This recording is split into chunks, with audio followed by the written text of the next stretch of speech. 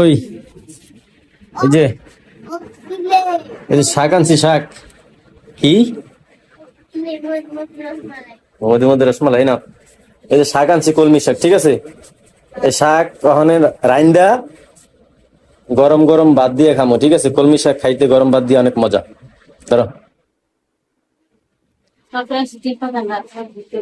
কি বুঝি না, তিন পদ তরকারি রানছো, এটি রান্ধা যাবে না কালকে? খাইতে চাইলাম এখন, দেখছেন গাইস, এখন খাইতে চাইছি, এখন রানবো না। কথা, তিন পদের তরকারি কি কি রানছো? তেলাপিয়া মাছ ভুনা, আর হ্যাঁ করলা ভাজি আর পটল ভাজা। যাক তাহলে ওই ঠিক আছে, তাহলে কালকে রাত্রে, কালকে সকালে এগুলো পাকাই দেবা, ঠিক আছে?